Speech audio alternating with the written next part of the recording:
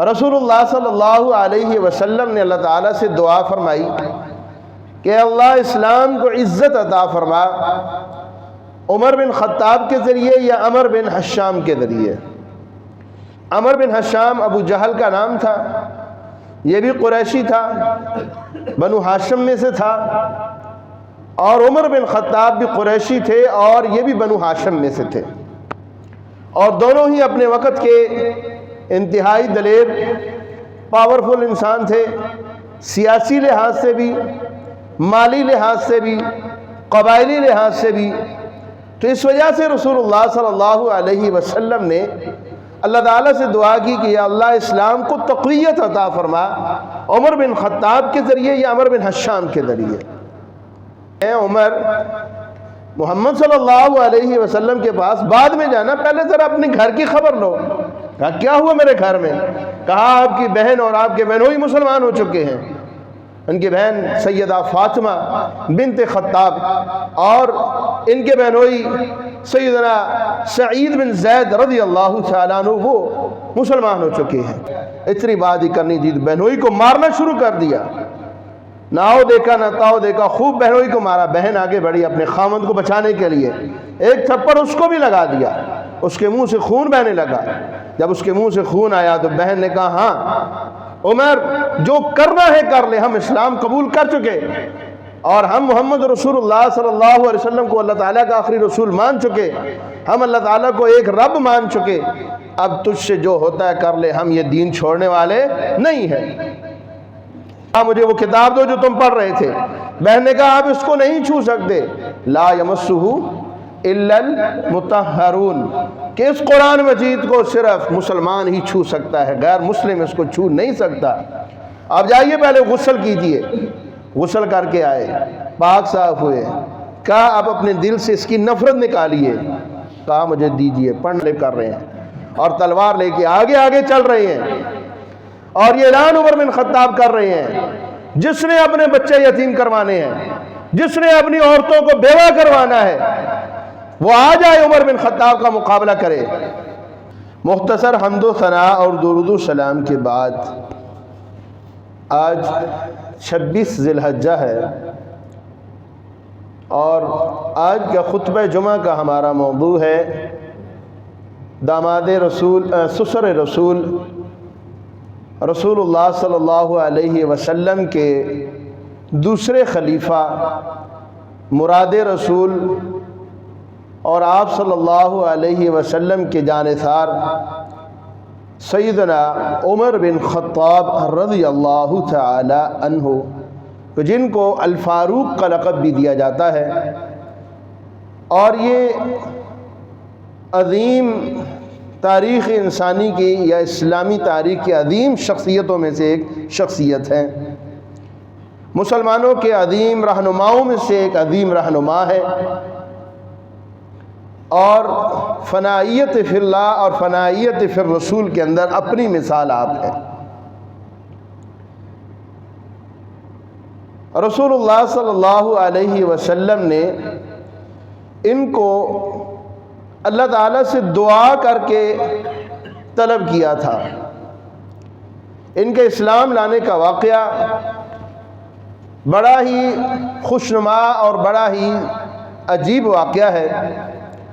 رسول اللہ صلی اللہ علیہ وسلم نے اللہ تعالیٰ سے دعا فرمائی کہ اللہ اسلام کو عزت عطا فرما، عمر بن خطاب کے ذریعے یا عمر بن حشام کے ذریعے۔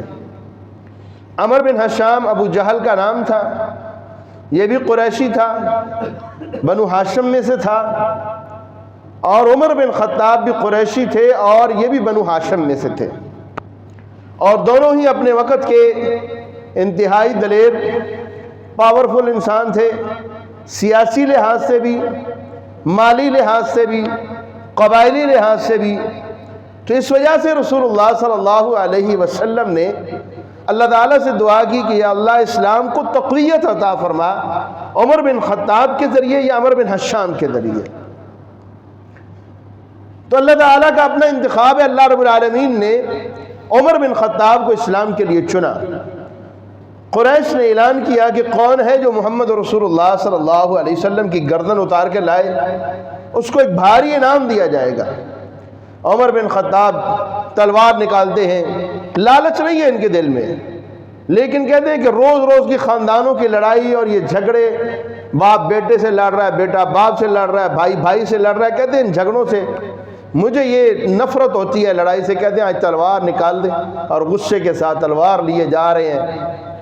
راستے میں حضرت نعیم بن طفیل ان سے ملاقات ہوتی ہے اور وہ کہتے ہیں کہ عمر آج بڑے غصے کے ساتھ جا رہے ہو، خیریت ہے؟ کہاں کا ارادہ ہے؟ حضرت عمر بن خطاب رضی اللہ تعالیٰ عنہ کہتے ہیں کہ یار یہ روز روز کی جو لڑائیاں ہیں نا یہ ختم کرنے جا رہا ہوں۔ اور نعیم بن طفیل بھی مسلمان ہو چکے ہیں اور انہوں نے ابھی تک ظاہر نہیں کیا اپنا اسلام۔ وہ کہتے ہیں عمر محمد صلی اللہ علیہ وسلم کے پاس بعد میں جانا، پہلے ذرا اپنے گھر کی خبر لو۔ کہا کیا ہوا میرے گھر میں؟ کہا آپ کی بہن اور آپ کے بہنوئی مسلمان ہو چکے ہیں۔ ان کی بہن سیدہ فاطمہ بنت خطاب اور ان کے بہنوئی سیدنا سعید بن زید رضی اللہ تعالیٰ عنہ وہ مسلمان ہو چکے ہیں۔ کہتے ہیں کہ ذرا ان کی خبر لیجئے۔ اور زیادہ غصہ آیا، سیدھا گھر گئے، دروازے سے باہر سے آواز سنی، خباب بن ارت رضی اللہ تعالیٰ عنہ سورہ طٰہٰ کی تلاوت ان کو کر کے ان کو سورۃ قرآن مجید سکھا رہی ہے۔ جب عمر رضی اللہ تعالیٰ عنہ نے دستک دی، آواز دی کہ دروازہ کھولو، اب عمر کی آواز تو سارے وہ جانتے تھے، فوراً خباب بن ارت چھپ گئے، اور جب یہ اندر داخل ہوئے پوچھے یہ کیا تم کرکر کر رہے تھے، آواز کس چیز کی آ رہی تھی؟ ان کے بہنوئی کہنے لگے کچھ نہیں، ہم ویسے ہی بس باتیں کر رہے تھے۔ کہا مجھے تمہیں آرا پتہ چل چکا ہے، تم اسلام قبول کر چکے ہو، تم بے دین ہو چکے ہو، تم نے اپنے باپ دادا کا دین چھوڑ دیا ہے۔ اتنی بات ہی کرنی تھی، بہنوئی کو مارنا شروع کر دیا، نہ آؤ دیکھا نہ تاؤ دیکھا، خوب بہنوئی کو مارا۔ بہن آگے بڑھی اپنے خامند کو بچانے کے لیے، ایک تھپڑ اس کو بھی لگا دیا، اس کے منہ سے خون بہنے لگا۔ جب اس کے منہ سے خون آیا تو بہن نے کہا ہاں عمر جو کرنا ہے کر لے، ہم اسلام قبول کر چکے اور ہم محمد رسول اللہ صلی اللہ علیہ وسلم کو اللہ تعالیٰ کا آخری رسول مان چکے، ہم اللہ تعالیٰ کو ایک رب مان چکے، اب تجھ سے جو ہوتا ہے کر لے، ہم یہ دین چھوڑنے والے نہیں ہیں۔ قربانیاں تو انہوں نے دی ہیں اسلام کے لیے، ہم نے کیا کیا ہے؟ ہم جمع پیدا ہوئے اوش والا ماں باپ مسلمان ہے، کلمہ پڑھا دیا گیا، ہم آج کے دور میں سمجھتے ہیں سب بڑے مسلمان ہیں۔ ماں کہا جو بھائی جان جو کرتا ہے، بہن کو خون دیکھا بہتے ہوئے، اور پھر جب بہن کی جرت دیکھی کہ یہ بہن میرے سامنے تو آنکھ نہیں اٹھاتی تھی، آج میرے سامنے بول بھی رہی ہے، کہا واقعی اس میں کچھ نہ کچھ تو مسئلہ ہے۔ کہا مجھے وہ کتاب دو جو تم پڑھ رہے تھے۔ بہن نے کہا آپ اس کو نہیں چھو سکتے، لا یمسہ الا المطہرون، کہ اس قرآن مجید کو صرف مسلمان ہی چھو سکتا ہے، غیر مسلم اس کو چھو نہیں سکتا۔ اب جائیے پہلے غسل کیجئے۔ غسل کر کے آئے، پاک صاف ہوئے، کہا اب اپنے دل سے اس کی نفرت نکالیے۔ کہا مجھے دیجئے، پڑھنا شروع کیا، طٰہٰ ما انزلنا علیک القرآن لتشقی، پڑھتے پڑھتے جب یہاں پہ پہنچے، اننی انا اللہ لا الہ الا انا فاعبدنی، میں اللہ ہوں، اللہ تعالیٰ اپنا تعارف فرماتے ہیں، لا الہ الا انا، کوئی کائنات میں الہ نہیں، کوئی خدا نہیں، کوئی حاجت روا نہیں، کوئی مشکل کشا نہیں، کوئی بگڑیوں کو سنوارنے والا نہیں، کوئی اولاد دینے والا نہیں، کوئی اقتدار دینے والا نہیں، الا انا، مگر اللہ فرماتے ہیں میں خود ہوں، فاعبدنی، میری عبادت کرو، واقم الصلاۃ لذکری، اور میری یاد کے لیے نماز قائم کرو۔ عمر بن خطاب رضی اللہ تعالیٰ عنہ وہیں پہ رونا شروع کر دیتے ہیں، کہتے ہیں واقعی تو یہ سچا کلام ہے، اسی وجہ سے تو جو اس کو پڑھتا ہے اس کے دل میں یہ گھر کر لیتا ہے۔ اسی ٹائم اپنے بہنوئی کو کہتے ہیں چل ذرا مجھے لے کے چل محمد صلی اللہ علیہ وسلم کے پاس، آؤ میرے ساتھ چلو۔ یہ بات سنتے ہی خباب بن ارت جو چھپے ہوئے تھے وہ باہر نکلتے ہیں، اللہ اکبر کا نعرہ لگاتے ہیں، کہتے ہیں عمر ابھی 2 دن پہلے تو رسول اللہ صلی اللہ علیہ وسلم نے تیرے لیے دعا کی تھی، رسول اللہ صلی اللہ علیہ وسلم کی دعا قبول ہو گئی ہے۔ آپ کی دعا کی تھی کہ یا اللہ اسلام کو تقویت دے، اسلام کی نشر و اشاعت میں مدد فرما، عمر بن حشام کے ذریعے، عمر بن خطاب کے ذریعے۔ تو اللہ رب العالمین نے آپ کی دعا لگتا قبول کر لی ہے۔ اب یہ چلے ہیں رسول اللہ صلی اللہ علیہ وسلم کوہ صفا کے پاس دار ارقم میں، آپ ٹھہرے ہوئے ہیں، آپ کے صاحب بھی وہاں پہ ٹھہرے ہوئے ہیں۔ آپ صلی اللہ علیہ وسلم دیکھتے ہیں کہ عمر بن خطاب آ رہے ہیں، کیونکہ یہ مکان تھوڑا سا اونچائی پر ہے، تو حضرت حمزہ بن عبد المطلب، یہ رسول اللہ صلی اللہ علیہ وسلم کے چچا جو ابھی چند دن پہلے ہی مسلمان ہوئے ہیں، وہ کہتے ہیں کہ آنے دو، کوئی مسئلہ نہیں ہے، اگر تو نیک نیت سے آ رہا ہے تو کوئی ویلکم، خوش آمدید، اور اگر غلط ارادے سے آ رہا ہے تو اس کی تلوار ہی اس کی خبر لے لے گی، کوئی مسئلہ نہیں ہے، ہم بزدل نہیں ہیں، ہم ڈرنے والے نہیں ہیں۔ اب یہ بھی ہاشمی، ایک ہی خاندان، ایک ہی قبیلہ ہے، ٹھیک ہے، لیکن اسلام کی محبت سب سے اوپر ہے، رسول اللہ صلی اللہ علیہ وسلم کی محبت سب سے اوپر ہے۔ رسول اللہ صلی اللہ علیہ وسلم خود آگے بڑھتے ہیں اور آپ صلی اللہ علیہ وسلم دروازہ کھولتے ہیں اور عمر کا دامن پکڑ لیتے ہیں، عمر کب اسلام لاؤ گے؟ جب اللہ کا عذاب آئے گا تب اسلام لاؤ گے، اب تو باز آ جاؤ اس چیز سے۔ عمر بن خطاب کہتے ہیں اللہ کے رسول معاف کر دیجئے، غلط ارادے سے نہیں آیا، آپ کا خادم بن کے آیا ہوں، آپ کا نوکر بن کے آیا ہوں، اللہ کو خدا مان لیا ہے، رب مان لیا ہے، آپ کو محمد صلی اللہ علیہ وسلم کو میں نے اللہ کا رسول مان لیا ہے، کلمہ پڑھائیے، اسلام میں داخل کیجئے۔ رسول اللہ صلی اللہ علیہ وسلم خوشی کے ساتھ نعرہ تکبیر، اللہ اکبر، صحابہ کرام بھی خوشی کے ساتھ اللہ اکبر کا نعرہ لگاتے ہیں۔ ابھی پھر نماز کا ٹائم ہوا، کلمہ پڑھایا، مسلمان ہو گئے، اسلام میں داخل کر لیا، نماز کا وقت ہوا گیا، ظہر کی نماز کا وقت ہوتا ہے، صحابہ کو کہا جاتا ہے وضو کریں، اذان دی گئی، کہا اللہ کے رسول یہ کیا کرنے لگے؟ میں نماز پڑھنے لگے ہیں۔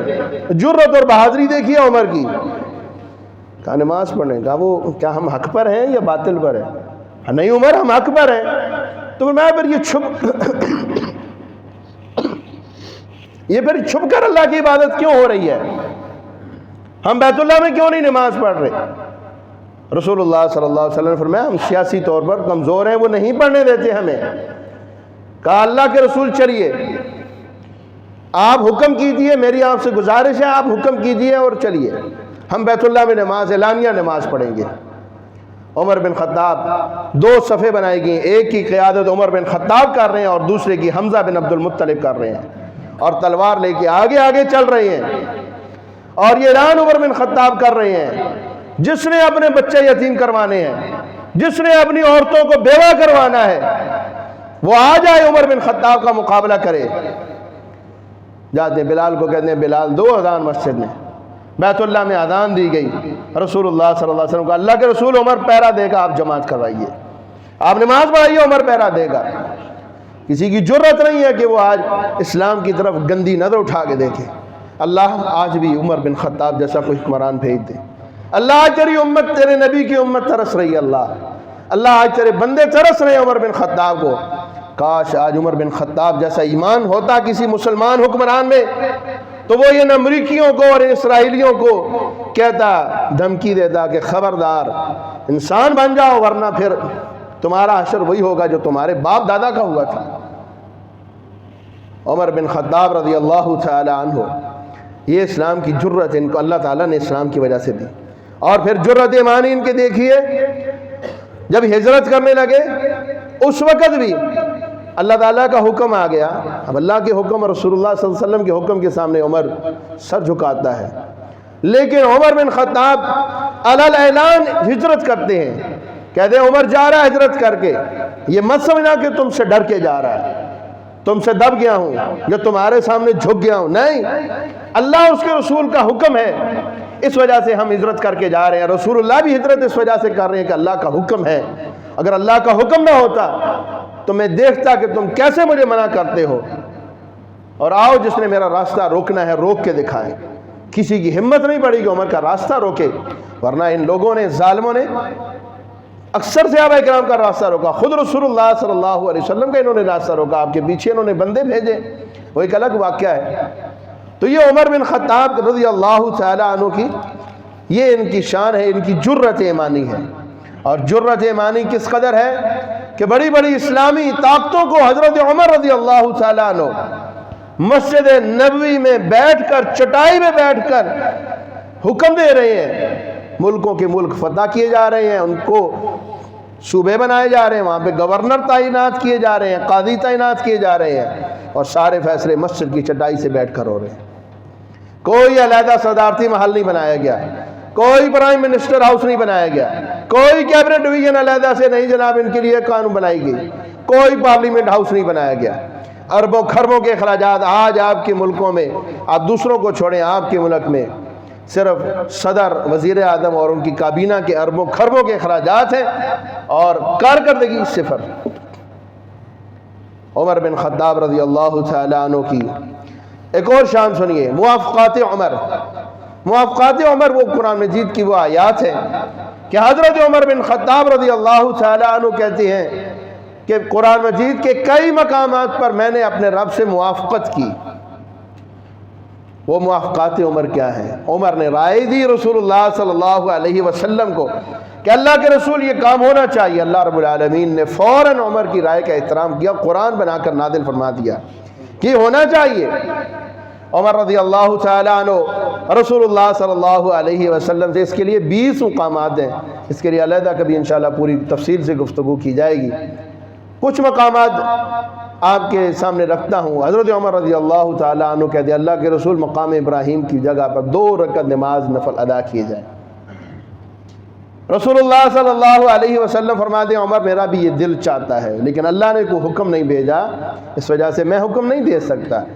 اللہ رب العالمین کا قرآن وَاتَّخِذُوا مِن مَّقَامِ إِبْرَاهِيمَ مُصَلَّى، اور میں کہ تم مقام ابراہیم کو مصلی بناؤ، جائے نماز بناؤ، وہاں پہ 2 رکعت ادا کیا کرو۔ جنگ بدر ہوئی، جنگ بدر کے قیدی آگے رسول اللہ صلی اللہ علیہ وسلم، اس بارے میں کوئی واضح قانون نازل نہیں ہوا تھا، یہ پہلی اسلام کی جنگ تھی کفر کے ساتھ۔ رسول اللہ صلی اللہ علیہ وسلم نے مشورہ لیا صحابہ کرام سے، ابو بکر صدیق نے آپ کو مشورہ دیا اللہ کے رسول فدیہ لے لیجئے، جرمانہ لے لیجئے اور ان کو آزاد کر دیجئے، ہماری تھوڑی سی مالی اعانت ہو جائے گی۔ عمر بن خطاب سے مشورہ لیا گیا، عمر بن خطاب نے مشورہ، اللہ کے رسول کفر کی کمر توڑ دیجئے، جو جس کا رشتہ دار ہے اس کے حوالے کیجئے، اس کو کہے اس کو قتل کر دے، تاکہ رہتی دنیا تک کے لیے دوبارہ دشمن کو جرأت نہ ہو سکے کہ وہ ہمارے خلاف آنکھ اٹھائے۔ عمر بن خطاب کی رائے سخت تھی، رسول اللہ صلی اللہ علیہ وسلم کی طبیعت نرم تھی، آپ نے اتفاق نہیں کیا۔ آپ نے ابو بکر صدیق رضی اللہ عنہ کی رائے سے اتفاق کرتے ہوئے فدیہ لے کر چھوڑ دیا۔ اگلے دن قرآن مجید کی آیات نازل ہو گئیں کہ کسی نبی کے لیے جائز نہیں کہ اس کے پاس قیدی آئیں اور پھر ان کو فدیہ لے کر چھوڑ دے، کسی نبی کے لیے جائز نہیں ہے۔ اللہ تعالیٰ نے عمر رضی اللہ تعالیٰ کی رائے کا احترام کرتے ہوئے قرآن مجید کی 20 ایسی آیات ہیں۔ عمر بن خطاب رضی اللہ تعالیٰ عنہ وہ محدث ہیں امت کے، رسول اللہ صلی اللہ علیہ وسلم فرماتے ہیں ہر امت میں ایک محدث ہوتا ہے، کہ وہ نبی تو نہیں ہوتا لیکن اللہ تعالیٰ اس کی زبان پہ، اس کے دل و دماغ پر اللہ تعالیٰ حق کو جاری کر دیتے ہیں، اس کو الہام ہوتا ہے کہ حق کیا ہے وہ اس کو بیان کرتا ہے، اور عمر فرمایا میری امت کا محدث ہے۔ رسول اللہ صلی اللہ علیہ وسلم نے فرمایا کہ اگر میرے بعد کوئی نبی ہوتا، فرمایا عمر بن خطاب میرے بعد نبی ہوتا، لیکن فرمایا اللہ تعالیٰ نے میرے بعد نبوت کا دروازہ قیامت تک کے لیے بند کر چھوڑا ہے۔ انا خاتم النبیین لا نبی بعدی، کہہ گئے یہ نبی ہادی، لا نبی بعدی، لا نبی بعدی۔ بچوں کو یہ سبق یاد کرائیں کہ کہہ گئے یہ نبی ہادی، لا نبی بعدی، لا نبی بعدی، میرے بعد کوئی نبی نہیں آئے گا، کوئی رسول نہیں آئے گا، آخری نبی ہوں۔ اور پھر عدل و مساوات، اور یہ بھی ایک بہت زبردست شاندار پہلو ہے حضرت عمر رضی اللہ تعالیٰ عنہ کی دور کا۔ آج بدقسمتی کے ساتھ ہمارے خطباء بھی اس کو نہیں بیان کرتے، ہمارے سیاستدان بھی اس کو نہیں جانتے، ہمارے جج حضرات اس کو نہیں جانتے، ہماری یونیورسٹیز میں یہ چیزیں نہیں پڑھائی جاتی، ہماری یونیورسٹیز میں، ہمارے کالج میں مغرب کے جو فلاسفر لوگ ہیں ان کو پڑھایا جاتا ہے، اور مغرب خود ہی ان کو فالو کر رہا ہے۔ آپ ذرا اگر اسٹڈی کریں تو مغرب حضرت عمر بن خطاب کے قانون کو آج بھی فالو کرتا ہے، وہ اگرچہ نام اس کو نہیں دیتا، لیکن جو حضرت عمر رضی اللہ تعالیٰ عنہ نے عدل و مساوات کے جو قانون اس وقت بنائے تھے، یورپ آج بھی ان کو فالو کر رہا ہے۔ اسلام میں پہلی عدلیہ حضرت عمر بن خطاب نے، اور عدلیہ کو انتظامیہ سے بالکل الگ کر دیا کہ حکومت کا کوئی اثر رسوخ نہیں ہوگا عدلیہ پر، گورنر اور خلیفہ وقت بھی جج کے سامنے، قاضی کے سامنے جواب دہ ہوگا۔ اسلامی سلطنت پھیل گئی تو عمر بن خطاب رضی اللہ تعالیٰ عنہ نے ہر صوبے میں، ہر علاقے میں قاضی مقرر کیے اور گورنروں کو سختی سے پابند کیا کہ تم نے ان کے فیصلے میں کوئی مداخلت نہیں کرنی۔ اگر تمہارے خلاف بھی کوئی شہری کسی گورنر کے خلاف کوئی کمپلین لکھواتا ہے، کوئی درخواست کرتا ہے، کوئی شکایت کرتا ہے جج کے پاس، تو اس کے اوپر سیاسی اثر و رسوخ مت ڈالا جائے اور کوئی پروٹوکول نہ لیا جائے، بلکہ بڑے عام شہری کی طرح عدالت میں پیش ہو کر اس کا سامنا کیا جائے۔ اس کی بہت ساری مثالیں موجود ہیں۔ حضرت عمر بن خطاب رضی اللہ تعالیٰ عنہ اور ربیع بن کعب کا ایک چھوٹا سا ایک جھگڑا ہوا، آپس میں اختلاف ہوا۔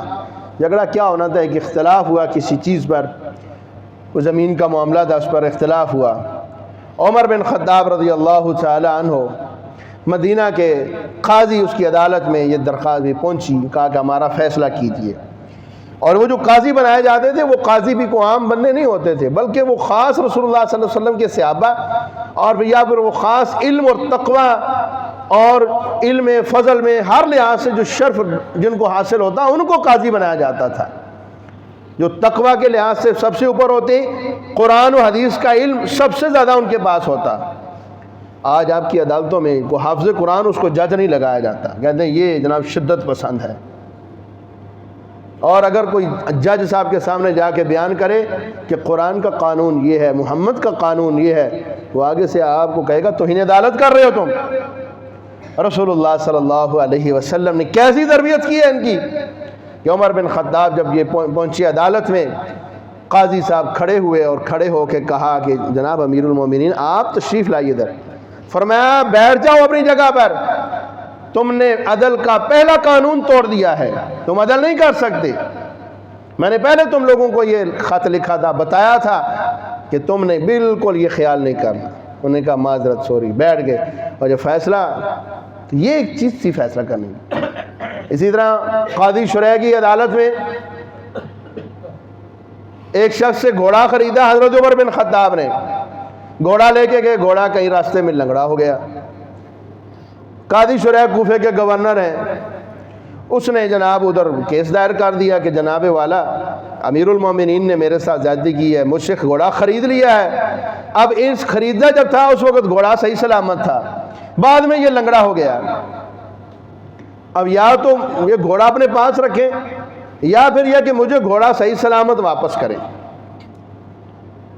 قاضی شریح انہوں نے یہ دونوں کا کیس سنا اور انہوں نے کہا کہ امیر المومنین آپ اس کی قیمت ادا کر دیں پوری، گھوڑا اپنے پاس رکھیں، بالکل یہ ٹھیک کہتا ہے، یا پھر یہ ہے کہ گھوڑا صحیح سلامت واپس کریں۔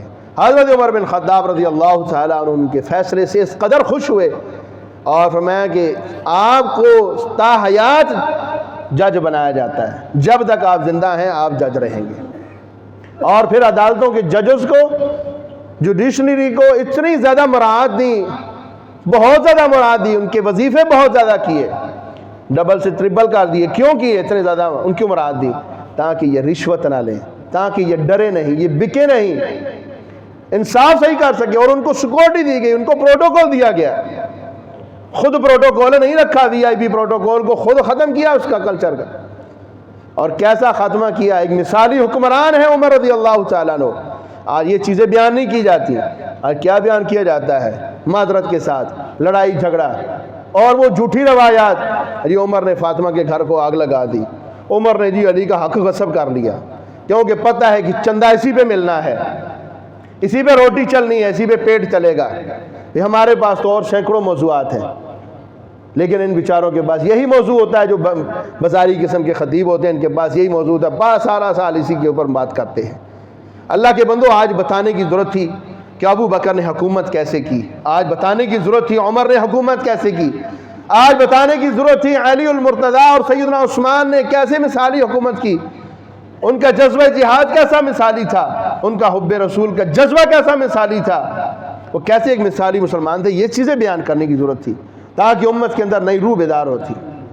عمر رضی اللہ تعالی عنہ وہ مثالی حکمران ہے کہ عمر رضی اللہ تعالی عنہ مساوات دیکھیے کیسی مساوات ہے.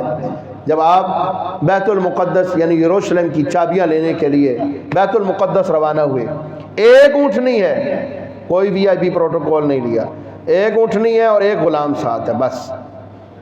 اور یہ طے ہوا کہ تھوڑا سا راستے پہ غلام اونٹنی پہ بیٹھے گا اور پھر تھوڑا سا راستے پہ عمر بن خطاب بیٹھیں گے.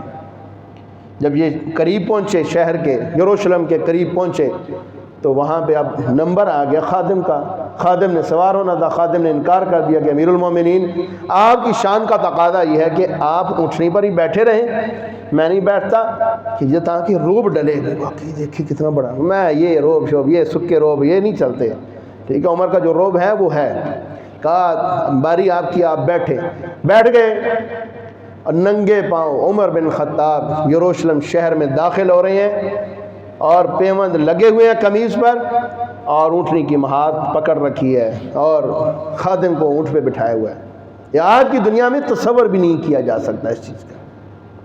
اور یہ چیز آج اگر کہیں پہ پائی جاتی ہے، معذرت کے ساتھ مسلم دنیا کا اس سے دور کا واسطہ آج کے دور میں نہیں ہے، نہ پاکستان میں نہ کسی اور ملک میں. یورپ میں اس کی کچھ نہ کچھ مثالیں موجود ہیں. وہاں پہ انہوں نے جوڈیشری کو آزاد کیا ہوا ہے اور پوری پاورفل اس کو پاور دی ہوئی ہے، وہ اپنے فیصلے کرنے میں آزاد ہے. اور عمر رضی اللہ تعالیٰ عنہ نے ایک قانون جو بنائے وہ دیکھ لیں، آج بھی وہ قانون آپ کو یورپ میں ملیں گے. اس کی ایک چھوٹی سی مثال دیتا ہوں. اب دیکھیں نا، 12 سال کا ان کا دور ہے. میں یہ 20-25 منٹ میں تو میں اس کا احاطہ نہیں کر سکتا کہ ساری چیزیں آپ بعد میں کچھ بندے تبصرہ کرتے ہیں میرے دوست، وہ یہ چیز چھوڑ دی، مولوی نے یہ چیز تو بیان ہی نہیں کی، وہ یہ چیز چھوڑ دی. تو اس میں ٹائم کتنا اس میں ٹائم میں احاطہ کر سکتے ہیں. ایک چیز بیان کرتا ہوں. حضرت عمر بن خطاب رضی اللہ تعالیٰ عنہ کیسی رعایا کی فکر ہے کہ عمر بن خطاب رضی اللہ تعالیٰ عنہ شام سے واپس آ رہے ہیں. علی بن ابی طالب سیدنا علی المرتضیٰ بھی ساتھ ہیں. ایک جگہ پہ قافلے کو ٹھہرایا اور کہا کہ ٹھہرو، اور جو قریب گاؤں تھا، دیہات تھا، اس کے راؤنڈ لگانے چلے گئے. رات کے ٹائم پہ خفیہ طور پہ چلیں گشت کرتا ہوں اور دیکھتا ہوں کہ لوگوں کے حالات کیا ہیں. ایسے ایک جھونپڑی میں چلے گئے اور جا کے جھونپڑی میں جا کے اس مائی سے پوچھتے ہیں، وہ مائی اکیلی رہ رہی ہے، مائی سے پوچھتے ہیں اماں جان آپ کو پتہ ہے کہ عمر بن خطاب اس وقت مسلمانوں کا خلیفہ ہے؟ ہاں پتہ ہے، لیکن قیامت کا دن ہوگا میں عمر بن خطاب کے گریبان سے پکڑوں گی، میں اس کو معاف نہیں کروں گی. حضرت عمر رضی اللہ عنہ کا رنگ فک ہو گیا. کہا یہ کیا ہو گیا بھی، عمر نے کون سا ایسا ظلم کیا؟ کہا ماں جی بتائیں وجہ. کہا عمر بن خطاب جب سے حکمران بنا ہے آج تک میری جھونپڑی میں نہیں آیا، مجھ سے پوچھا نہیں، نہ کوئی اعزازیہ بھیجا ہے نہ کوئی وظیفہ بھیجا، مجھ سے کبھی پوچھا بھی نہیں کہ میں کس حال میں گزر بسر کر رہی ہوں. بات مختصر. عمر بن خطاب کہتے ہیں ماں تو کیسے راضی ہوگی عمر بن خطاب سے، تاکہ تو اس کے گریبان کو قیامت والے دن نہ پکڑے، کیسے راضی ہوگی؟ کہا تو چھوڑ جا، میرا اور عمر بن خطاب کا معاملہ ہے، میں جانوں اور عمر جانے، تو کون ہے؟ کہا میں عمر بن خطاب کا میں خیر خواہ ہوں، میں نہیں چاہتا کہ آپ اس کو گریبان سے پکڑیں، آپ مجھے بتا دیں. ٹھیک ہے. کہتی ہے ایک وجہ سے راضی ہوں گی. کہتا کیسے؟ اب مجھے اتنے 1000 درہم دے دے تاکہ یار میرا جو گزر بسر ہے نا وہ بہترین ہو سکے، میرا کھانا پینا ذرا اچھا ہو سکے، میں جھونپڑی میں رہ رہی ہوں، میرا کوئی کمانے والا ہے. اب اتنی بات کی تو حضرت علی بن ابی طالب رضی اللہ تعالیٰ عنہ سیدنا علی ڈھونڈتے اب پہنچے. جو یہ آئے تو حضرت علی رضی اللہ عنہ کہا السلام علیکم یا امیر المومنین. ٹھیک ہے، کتنی محبت. یہ صرف بازاری مولویوں نے گھڑی ہوئی ہے کہ جی ان کی آپس میں نفدی حق مارا تھا. حضرت علی کو نہیں پتا تھا میرا حق مارا ہوا ہے. آج 1400 سال بعد مولوی کو زیادہ پتہ چل گیا کہ حق مارا ہوا ہے. اگر حق مارا ہوتا تو وہ کہتے بھی ہاں جی شیر خدا ہے علی رضی، کہتا بھی میرا حق مارا ہوا. کہا السلام علیکم یا امیر المومنین. کہا امیر المومنین. اس وقت مائی کا رنگ پھر فاق ہو گیا. انہوں نے کہا یہ امیر المومنین یہ عمر ہے. تو یہ تھے ان کی عاجزی اور انکساری اور جو اپنی ذمہ داری تھی کہ خود جا کے رعایا سے پوچھا کرتے تھے.